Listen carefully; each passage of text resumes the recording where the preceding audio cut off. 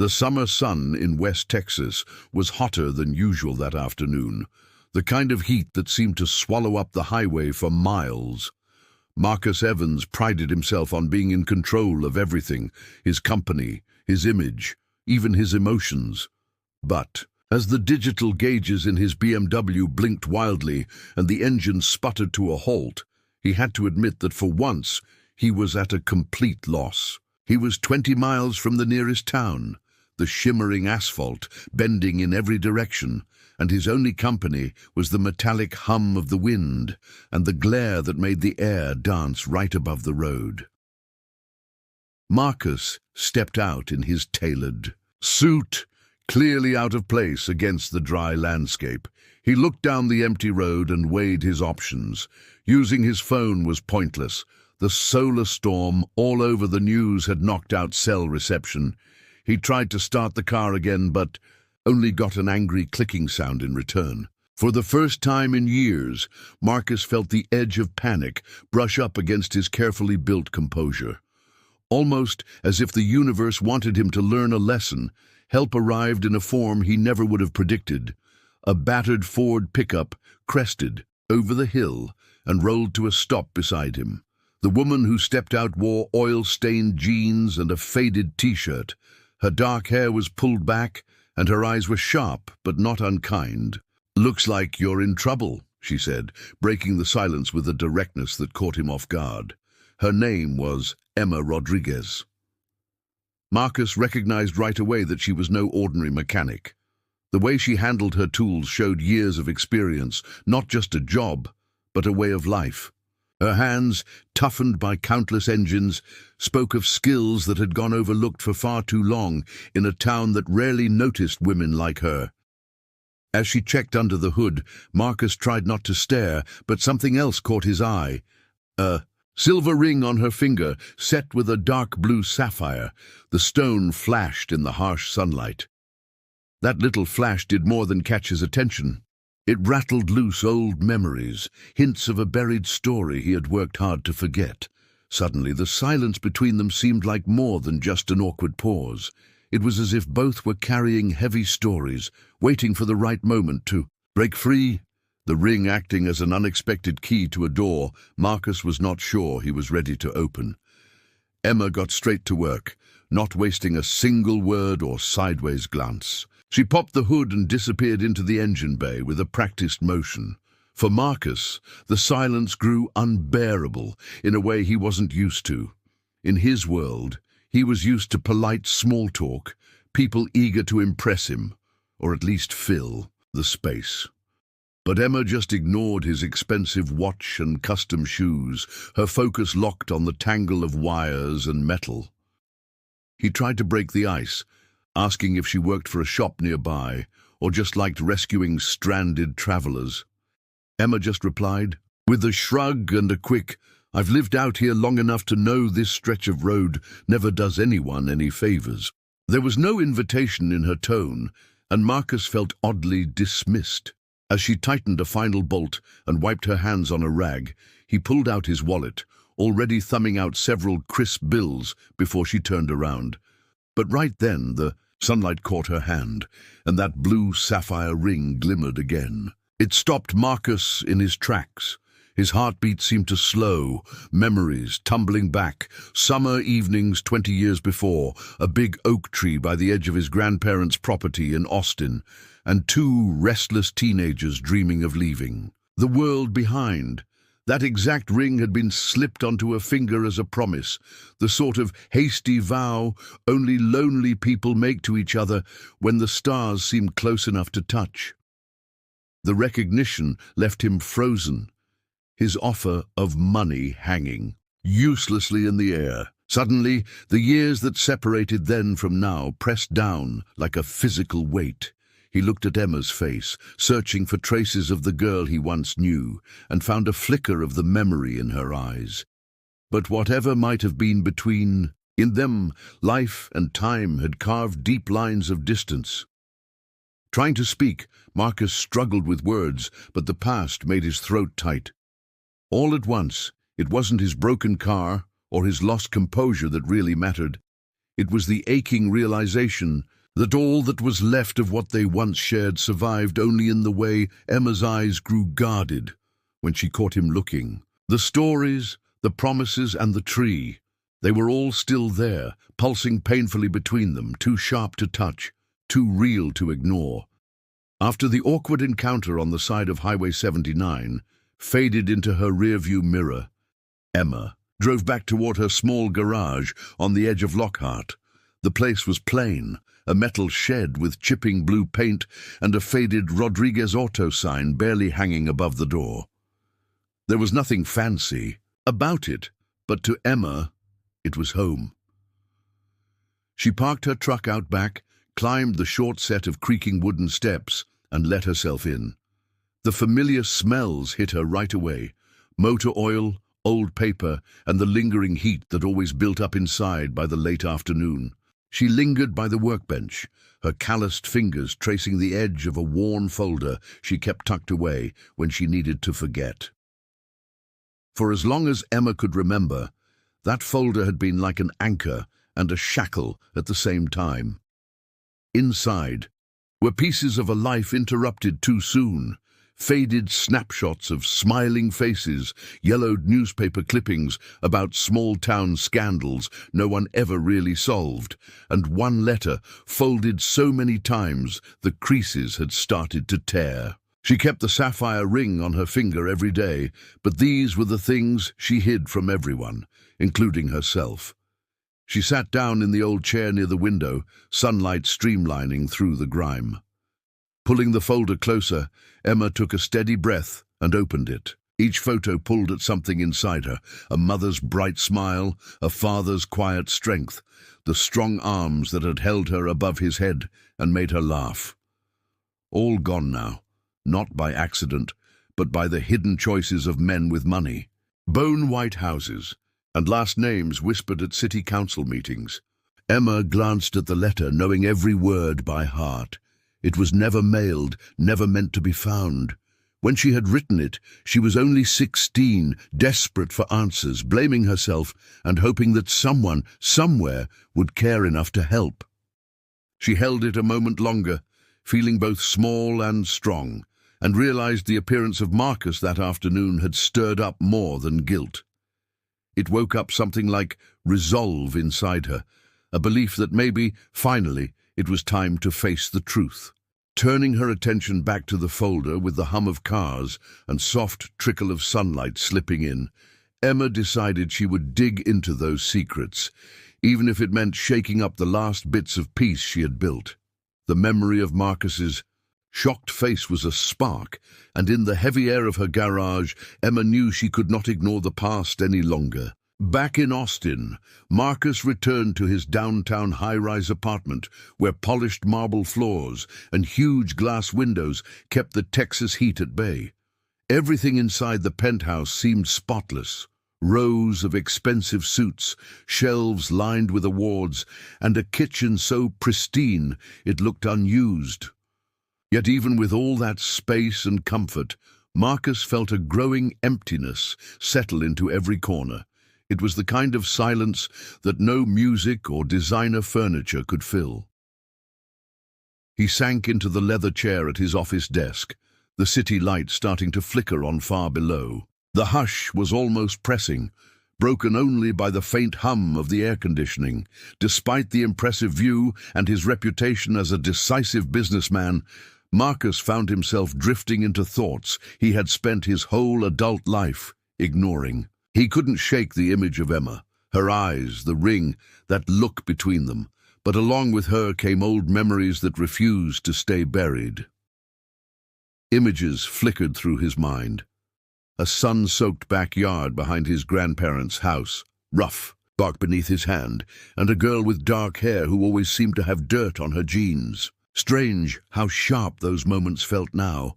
For years, Marcus had built his identity around forward momentum, excellence, and never letting the past slow him down.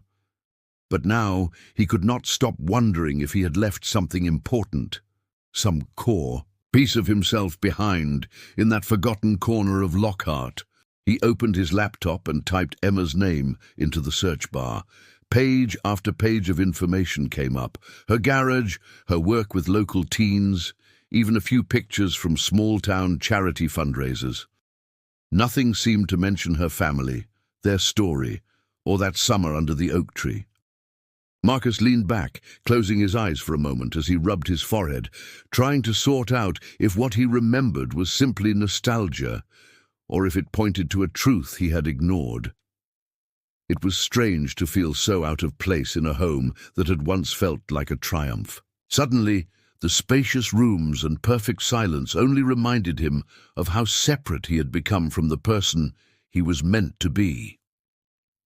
Marcus sat surrounded by all he had achieved, torn between pride in his present and a longing for the grounding, honesty of his childhood, haunted by the suspicion that the real story of who he was had never truly left that sun-dappled tree or the lonely promise made beneath its branches.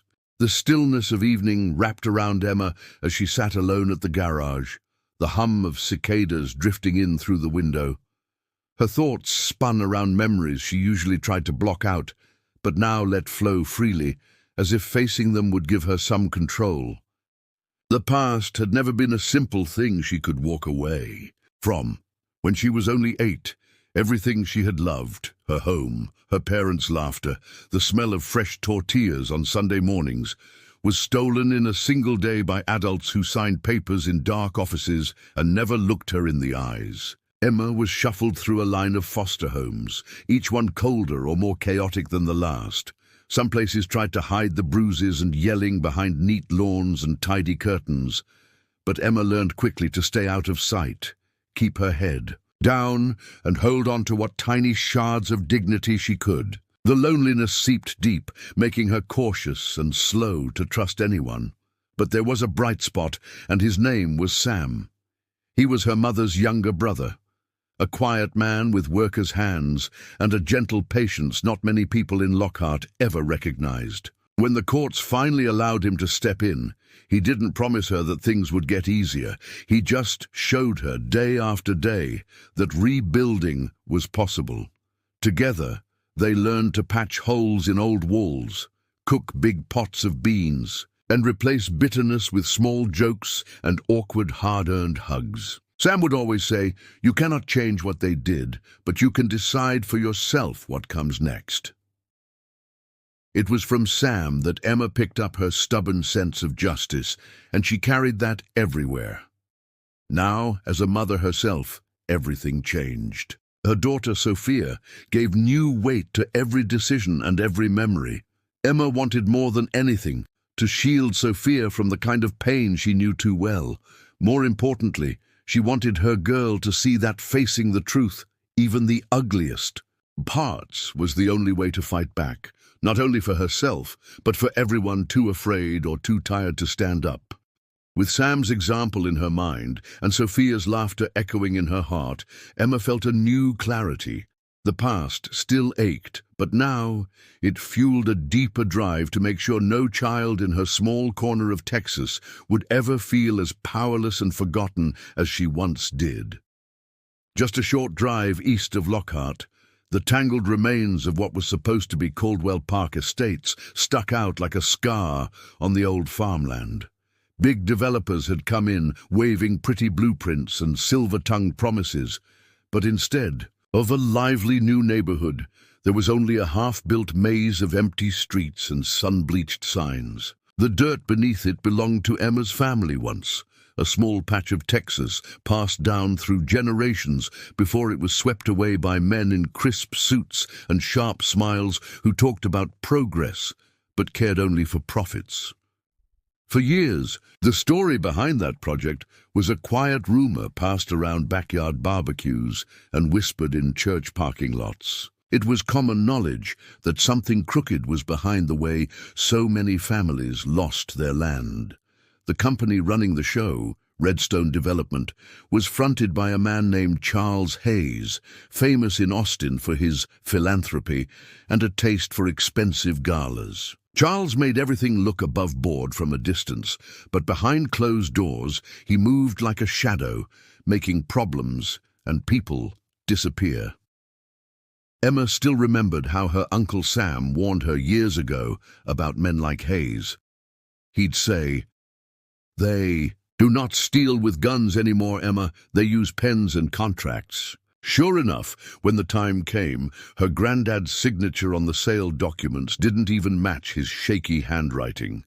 By the time anyone could prove it, the land was bulldozed, the trees were gone, and her family was left with nothing but a check that never showed up.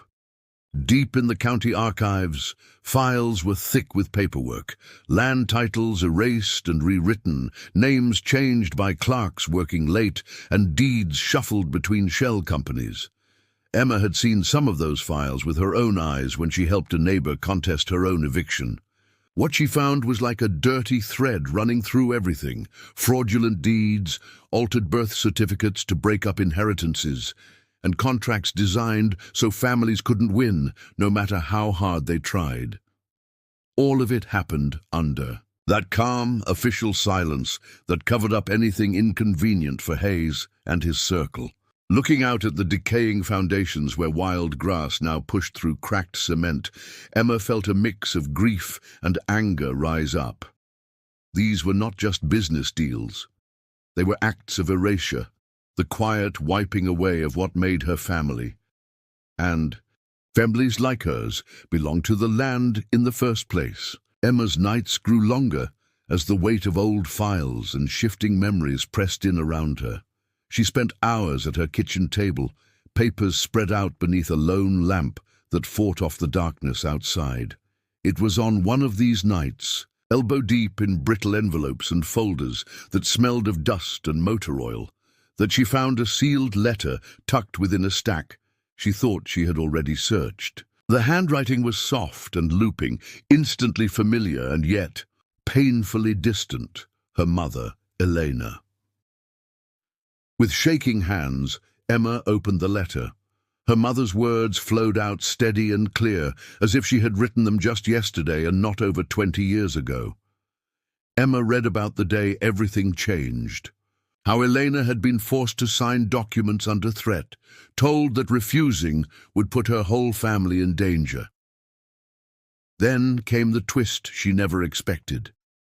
Her mother wrote about being hidden away and made to disappear, with officials signing off on a phony death certificate to clear her off the land's title. According to Elena, the news of her death was fed to the family just days before the company showed up with trucks and police escorts, boxing up their lives and throwing Emma into the chaos of foster care. The details were impossible to ignore. Charles Hayes and his people were not just business sharks. They planned every step, picking off resistance while keeping their own hands clean. Eleanor described secret visits from Redstone's lawyers, whispered threats disguised as friendly warnings, and payments to local officials who were only too happy to play along. In her mother's words, it was clear this was never a tragic accident or a random chance. The violence that swept through their lives was mapped out in advance, and human loss was just another number on a budget sheet. Emma sat, letter in hand, feeling every piece click into place. The silence after her mom's funeral, the hush when people mentioned Redstone development in town, and the way her family's stories just dropped off a cliff. It was all managed, forged, edited, and replaced by men like Hayes, who believed a family's history could be swept away if it stood in the way of a half-finished suburb and a bigger bank account. The truth was harder than she ever imagined, but anger now gave her more clarity than fear ever had. Emma knew there was no going back to not knowing. The morning was too quiet for Emma's taste, the kind of stillness that hinted something was coming. She was under the hood of a Chevy, lost in routine, hoping that maybe the past 2 weeks had been one long nightmare and not her new reality. Then she heard footsteps crunching the gravel outside the garage, steady and sure. She wiped her hands as Marcus appeared in the doorway, no longer neatly pressed in a tailored suit, but dressed simply, with a look on his face she had never seen before. He hesitated just long enough to meet her eyes, and in that moment, Emma could tell that both their lives had shifted. The awkwardness from their last meeting had faded, replaced with something sharper, heavy with questions neither of them could ignore any longer. Without any greeting, Marcus simply asked, his voice low, "What really happened to your family and to mine?" Emma leaned back against the workbench, her whole body tight with old defensiveness. For a long time, neither said a word. There was plenty from their shared childhood hidden in the quiet. Memories of sprinting through fields, sharing peanut butter sandwiches, and swearing under a tree that they'd always look out for each other, no matter what. But now, nostalgia was laced with suspicion and an urgency that neither could shake off. Marcus looked like he hadn't slept in days. He told her straight out that he had found things in his father's safe, a file that shouldn't exist. Letters, signed by people he never knew, some with Emma's last name printed at the top. He admitted his father had always been emotionally distant, but now he wondered if it had been a coldness built out of guilt. Emma finally exhaled, feeling something in her chest loosen.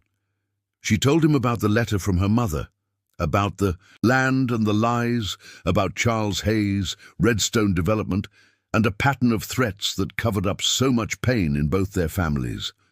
She wasn't telling an old story for pity or to mend a childhood promise. She was done hiding, done carrying the fear that kept her awake at night. There in the garage, surrounded by wrenches and grease, Emma told the truth as clearly as she could. Marcus listened, silent and wide-eyed. Neither of them knew what would change next, only that they were now bound by a history deeper and darker than either had guessed. This time forgetting was not an option. Marcus sat in his rental car parked outside the town's little library, a folder heavy in his lap. He had spent the last 3 hours hunched over a splintered table, combing through county records and everything Emma had managed to dig up. Each page sharpened the truth, making denial impossible. There were maps tracing family properties, letters stamped with signatures he now recognized as forgeries, and contracts where familiar names had been skillfully erased. It was all there. The red ink on the margins, the mismatched dates, even memos from Charles Hayes himself, clear evidence of the story Emma's mother had risked everything to reveal. Staring at the mess of documents, Marcus felt something heavy fall away inside him. All his life, he had let the legend of the Radcliffe name shape his choices. He was taught that the family's fortune came from grit, smarts, and playing by the rules. Now looking at the evidence, he saw his inheritance for what it really was. A house built on the suffering of every neighbor forced off their land and every signature signed under threat. The pride that once carried him through boardrooms and banquets turned to something raw. For the first time in years, Marcus felt deeply small. He tried to imagine walking back into his world in Austin, attending another fundraiser or meeting, keeping up the same lie. The thought twisted his stomach. It would be easier for sure to stay quiet and keep pretending. Maybe that was what everyone expected, even his own father. But Marcus looked out at the town, at the empty lots, the faded signs, and the quiet. People who remembered everything even when the rest of Texas seemed to rush forward. He knew what had to be done. Emma was waiting for him back at the garage, her eyes tired but steady. Marcus told her everything, no more hedging, no more smoothing. Over the truth, he promised he would not be part of the silence anymore. He did not want to protect a legacy that depended on hiding real pain. As they sorted through piles of paperwork late into the night, Marcus faced his family's story head-on. Breaking from generations of secrets was terrifying, but he could not turn away now. He told Emma he was with her, whatever came next, ready to stand up and fight for the truth, no matter what it would cost either of them.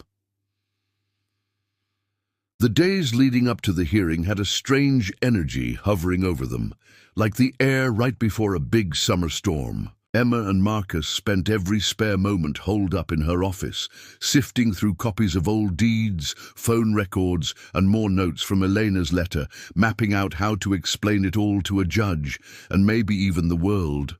Marcus grew more restless as the date approached, wanting to do something to fix at least part of what his family had broken.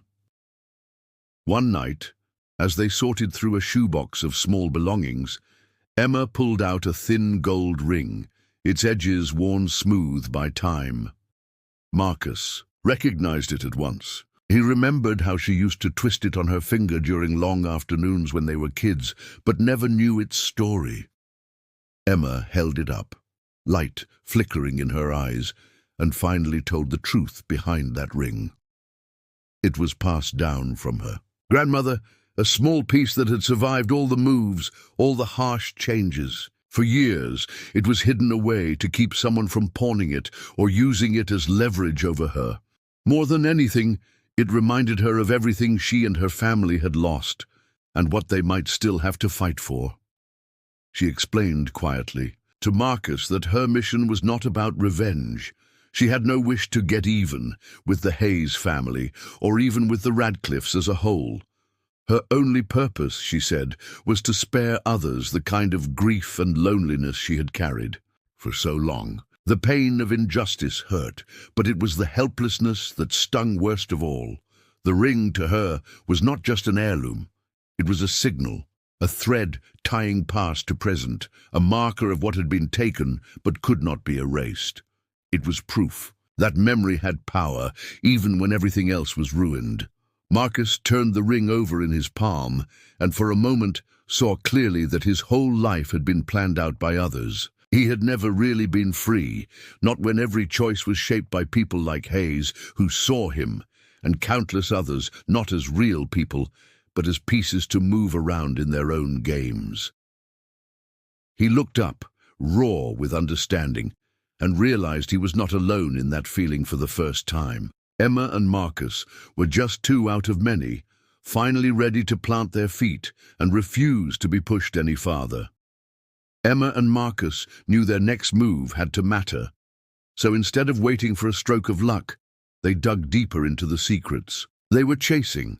Their search led them to the old annex building near the county courthouse, a place most folks in town said held the real records and not just the copies you got with a polite request. With a little help and some borrowed courage, they squeezed into the musty archive room early one morning, coats zipped tight against the biting draft that seeped in through broken window panes. They scanned shelf after shelf, digging through files that had not seen daylight in decades. Emma's hand trembled as she cracked open a thick envelope marked Radcliffe Holdings Private, while Marcus thumbed through a series of ledgers stamped with the Redstone Development logo. As hours passed and their piles grew, the story became impossible to ignore. It was all right there in faded type and scratchy handwriting, records of fake purchases, forced adoptions, and even a list of children moved to so-called care centers that were little more than barns cleaned up for show whenever a local official stopped by.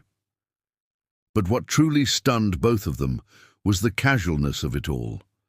Letters from Redstone lawyers discussing displacement quotas, minutes from secret meetings where town council members weighed payouts for silence instead of debating community needs, and signed affidavits by social workers swept under the rug. Emma found a file on her own case, with her mother's true fate covered up in one paragraph and the family land transferred to Hayes himself just days later. Marcus, heart-pounding, pulled together the documents on forged adoptions, realizing many supposed orphans had families who were pushed out of the way and crossed off government lists. With each scrap of evidence, they stitched together a much bigger picture than their own stories. This was not just about two families or one greedy developer. It was a web tied together by money and fear, with local police, lawyers, judges, and businessmen tangled up right alongside the names that filled the town's headlines for years. They saw that the real power was not just in the land or the money, but in the silence forced on so many people. By the day's end, Emma and Marcus were exhausted but clearer than ever. They would not let these truths get buried again. What started as a personal fight was now a mission to bring light to everyone who had been erased or ignored for the sake of a few men's fortunes. With the growing pile of evidence stacked neatly in cardboard boxes, Emma and Marcus thought they had already uncovered the worst of it. But late one afternoon, just when exhaustion had them both nearly asleep over dusty files, Marcus hesitated over a folder marked "Long-Term Care Confidential." Something about the patient lists caught his attention. He passed it to Emma, who pored over the details until her breath caught. There, hidden under a false name but with just enough clues matching their own records, was a woman who could only be her mother, Elena. The admission date lined up with her supposed death, and all the paperwork had been routed through the Hayes Foundation's medical wing. A cold, heavy pit formed in Emma's stomach. The hope that her mother might still be alive set her nerves sparking, but it also opened a storm of old memories and pain she had tried hard to bury. The thought of Elena trapped behind hospital doors all these years, unreachable, invisible on purpose, made her chest feel tight. Still, she held on to possibility, not daring to let herself believe, but needing to try. Marcus set a steady hand on her shoulder. "We have to do it," he said simply. "We have got to check. If there is even a chance, we can't leave her behind." Emma nodded, tears stinging the backs of her eyes, knowing that any hope came with the price of reopening scars that might never fully heal. She did not know how she would react to seeing her mother again, if Elena could even recognize her, if decades of silence could be crossed in one uneasy reunion. Together, they gathered up what they needed: copies of every file, names, dates, and a full history of every patient shuffled into facilities under the Foundation's control. There was no going back now. They knew that even showing up asking questions could put a target on their backs, and exposing powerful people was never safe. But Emma felt something shift in her, almost like courage stitched together from the bits of hope and anger she had left. Marcus was with her every step, refusing to let her stumble. So holding on to trembling nerves and the careful trust between them, they made their decision. It was time to take everything public, to break the silence that had covered up her family's tragedy, even if it brought a whole new set of risks they could barely imagine. The sun had barely set when the town's biggest night in years kicked off. The Redstone Foundation hosted the ceremony at a swanky downtown hotel with polished marble floors and more camera crews than even the mayor's Thanksgiving parade. This was not just any event. It was the main act, with banners everywhere announcing the future of the Radcliffe land, luxury estates, golf courses, and shiny promises of jobs and prosperity. Local officials mingled in expensive suits, glasses of champagne sparkling in their hands as sponsors exchanged firm handshakes in the glow of television lights. Emma stood just inside the side entrance, her heart pounding so hard she could hardly breathe. She saw Marcus slip a folded stack of documents under his jacket while scanning the crowd for familiar faces. The odds felt impossible. All night, speakers praised growth and transformation, but never mentioned the families who had once called this land home, or the pain buried underneath its polished plans. As the governor finished his speech and the Foundation's president prepared to raise a glass, Marcus caught Emma's eye.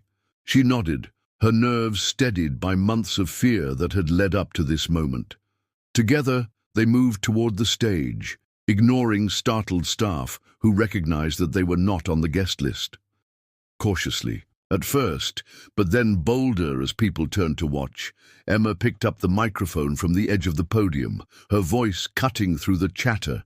She started with a name, Elena Cardenas, once left for dead, now proven to be alive and hidden by those same foundations claiming to serve the public good. Behind her, Marcus pulled out file after file, holding each page high so that photographers could not look away. He named the town officials who signed off on forced adoptions, the doctors who falsified records, the developers who hid everything in plain sight for profit. In that moment, everything flipped. The lights, meant to celebrate power, now caught bewildered faces of those exposed, and the crowd that had come for speeches and deals now listened to voices they never expected to hear. Emma's words painted a new history, one built not on profit or legacy, but on the truth kept silent for too long. As she spoke, even the boldest local leaders shrank in their seats. By the time Emma finished, a hush had fallen. The empire seemed suddenly fragile, cracks visible where none had been before. For the first time, those who had built their lives on silence and control saw what it meant to face the stories they thought had disappeared.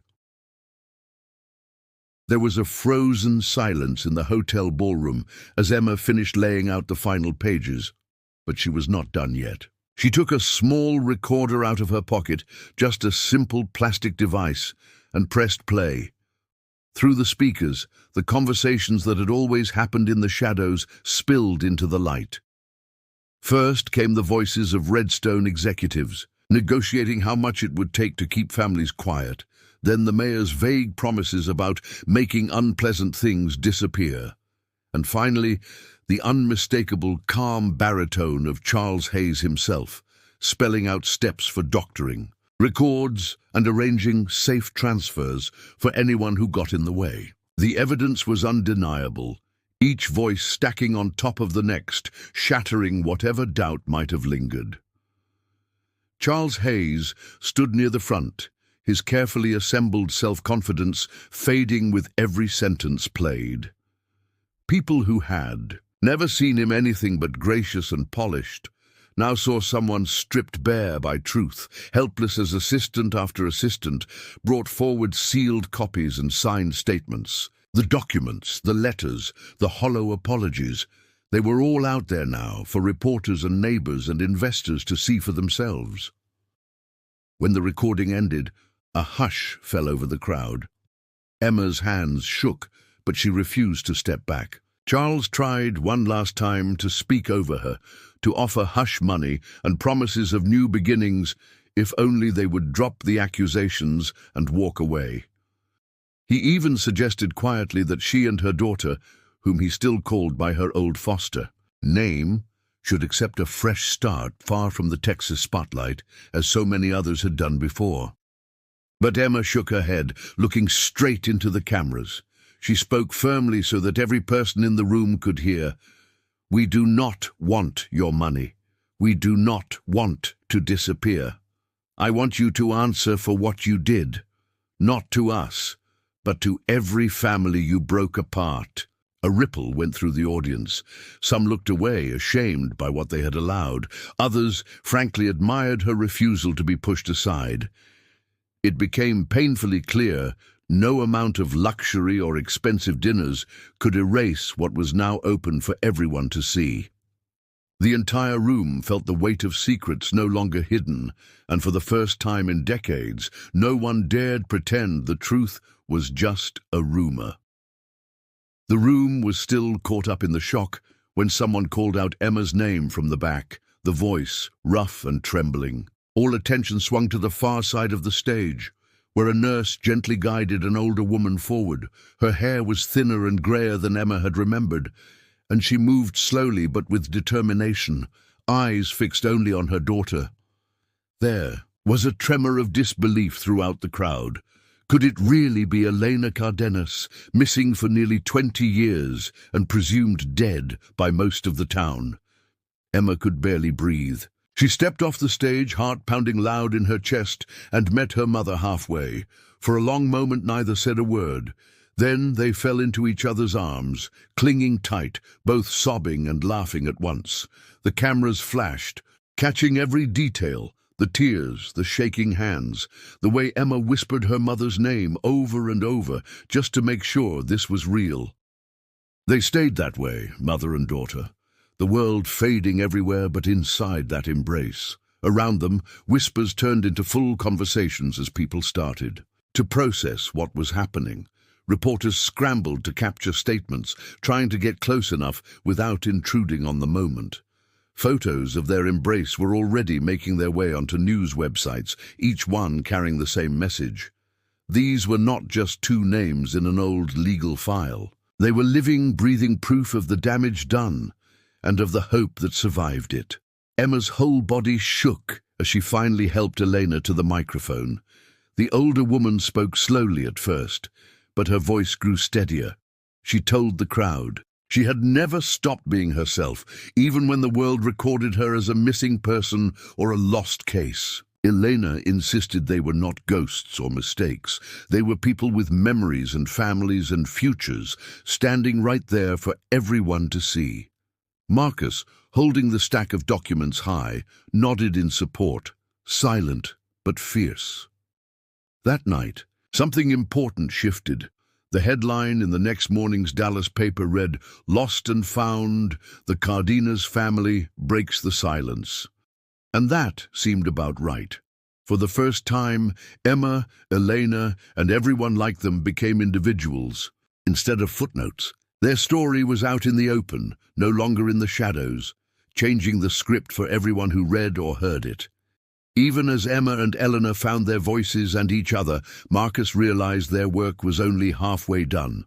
That evening, as the last of the reporters circled the edge of the ballroom, Marcus stepped to the front, holding a bundle of papers that felt heavier than all the years he had spent, wondering where he truly belonged. He waited for the crowd to quiet, a difficult feat given the fevered buzz of what had just happened, and then spoke the words he had carried silently for so long. He explained, clear and steady, how his family name was intertwined with the very group that had orchestrated so many crimes. He pulled out a folder, opening it so the cameras could catch a glimpse of signatures, land deeds, and hospital records, all tied directly to Charles Hayes and the Redstone Foundation. There, on letterhead and in the ink of his own birth certificate, was the proof that Marcus Hayes was not only a casualty in this mess, but also a reluctant heir. But there, in front of everyone, he made a decision. He wanted nothing to do with a legacy built on others' misery. Marcus's voice did not shake as he announced he was shedding the Hayes name. It was not a gift, he said, but a chain. Instead, he claimed the name Foster, after the first nurse who had shown him real kindness when he was a scared kid in foster care. A name should mean something honest, he said, not just power that was never earned the right way. The press, itching for another headline, listened as Marcus told them that truth was a better inheritance than money or buildings ever could be. His statement echoed through the crowd as international correspondents began broadcasting updates. Within minutes, connecting Marcus's rejection to a much broader reckoning. For years, Hayes had hidden behind polite charity work and promises of renewal, but those illusions crumbled as more names and more stories spilled out. Suddenly, investigators from all over Texas, and even national agencies, announced fresh probes into every deal, grant, and adoption connected to the Redstone Foundation. Whispers in the crowd turned from rumors to action as people began phoning in tips about lost relatives, missing assets, even the hush money that had once kept everyone afraid. As Marcus stepped away, Emma squeezed his hand. Neither of them had meant to become symbols of anything big. They just wanted their truth known and their people found. But with every word, their story helped tear down the very walls that had held so many in the dark for decades. The room was already swirling with questions and newscasters when a voice from the edge interrupted, cutting through the chaos with surprising force. Jane Miller, once one of Redstone Foundation's most trusted legal advisors, stepped up to the stage with a thick file in her hands. For years, she had worn crisp suits and flashed calm smiles beside Charles Hayes, but now her face was drawn and earnest, as if she had finally decided to stop playing a part. With a trembling hand, Jane set the file down next to the mountain of evidence already growing on the table. She looked Marcus and Emma in the eyes before turning to the crowd. "There is more you need to know," she said, steadying herself. "I am ashamed of what I helped hide, and it is time the truth comes out." She opened the folder and spread out dozens of pages marked as adoption records, handwritten letters, and notes from closed-door meetings years ago. The details were impossible to ignore. The records showed that Marcus was not the biological son of the Hayes family, as everyone, including Marcus himself, had always believed. Instead, he and Emma actually shared the same origin story. Both of them had been born to families within those same forgotten neighborhoods that Hayes and his people had tried to erase. Marcus's adoption had happened swiftly and illegally, at a time when desperate parents had little recourse. His birth certificate had been switched out before he could even walk, leaving the truth locked away in files that only people like Jane ever saw. A hush fell as Jane continued. She named the doctors who signed off on false reports and the social workers who arranged secret transfers, weaving a pattern of pain that spanned almost 2 decades. Emma and Marcus stared at each other, processing in real time what it meant, that they were not just allies or friends brought together by accident, but siblings separated by a system that wanted them forgotten. All this time, fighting for justice. For lost families, their fight had really been for their own. Emma reached out first, her hand finding Marcus's. Both their faces trembled, shocked, but also relieved, finally able to fill in pieces of a puzzle that had haunted them for years. Together, in the most public way possible, they confronted not just personal loss, but shared survival, their voices carrying for every lost brother or sister still out there. Before anyone could even process the shock of Marcus and Emma's true connection, the commotion outside grew. Red and blue lights flashed through the hotel's glass walls as Dallas police officers and federal investigators poured into the lobby. It was the part everyone dreaded, or perhaps silently waited for, when the talk ended and consequences took over. Charles Hayes stood frozen, clutching the armrests of his seat as plainclothes officers approached him. By the time they reached the stage, Charles and several Redstone execs had nowhere left to run or spin their version of the truth. Cameras followed every movement as officers calmly read out the charges: fraud, unlawful imprisonment, falsification of records, and conspiracy to commit adoption fraud. The law had finally caught up. Guests at the gala, used to nodding politely at Charles's speeches, now stared in stunned silence, some even whispering apologies to Emma, Marcus, and the other survivors. One by one, members of the Redstone board and city officials were led away in handcuffs. The news moved at lightning speed. Journalists pieced together statements from Jane Miller's documents, using them to tie the Redstone Foundation to decades of illegal adoptions, hidden detentions, and financial graft. Within a few hours, phones across Texas buzzed with headlines about jobs lost, deals frozen, and reputations shattered. But the focus had shifted now. No one was talking about just property and wealth anymore. Even as the arrests unfolded, dozens of people approached the stage. Some offered stories of their own families lost to the system's lies. Others asked Emma and Marcus for help, recognizing them not just as whistleblowers, but as the first survivors who had gotten this far. For every person leaving in disgrace, there was someone entering the conversation, offering their own piece of the puzzle. In the middle of the chaos, it finally hit everyone. The dynasty that had run Dallas's social life for decades was crumbling, not because someone else wanted their seat of power, but because the very stories they tried hardest to erase had come back louder than ever. This time, the victims were no longer footnotes or faces in the background. They owned the spotlight, setting the pace of what would come next, rewriting the rules as they went. And for the first time, it felt like Dallas was listening. In the days that followed the dramatic takedown of the Redstone Foundation, the city of Dallas found itself waking up to a story it could no longer ignore. Nearly every news channel carried footage of the once-lost Cardenas lands being returned to Emma and Elena, a gesture that felt almost surreal to those who remembered watching the family's disappearance play out on the evening news year after year. What had once been just another piece of overgrown farmland along the Trinity River was changing, almost overnight, into something new and hopeful.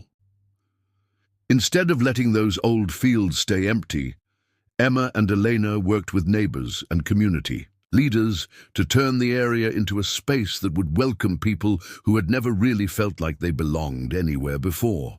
They named it Cardenas Commons, a tribute to generations erased by paperwork and silence, and promised it would never be just another forgotten corner of Dallas again. With grants and a small flood of volunteers, the battered sheds and barns that had been left to rot under Redstone's rule were rebuilt into classroom spaces and workshops.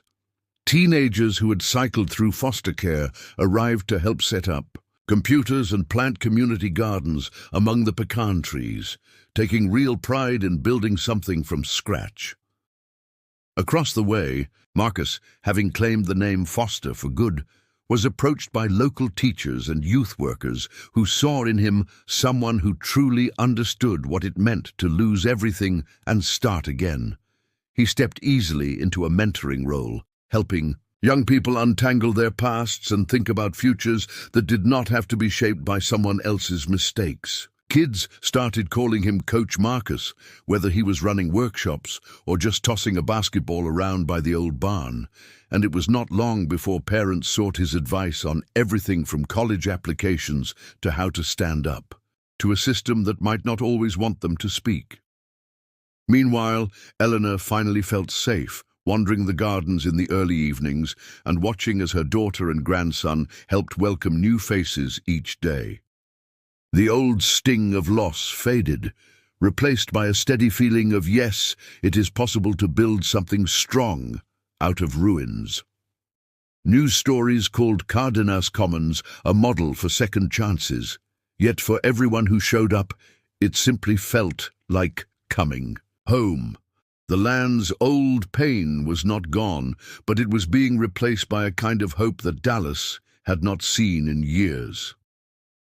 On a bright Saturday morning, after everything that had happened, the hearings, the headlines, the protests, and the tough decisions to rebuild, Emma, Marcus, and Elena found a bit of peace under the oldest pecan tree at Cardenas Commons. The grass was soft, damp from an early watering, and the air smelled fresh and clean for the first time anyone could remember.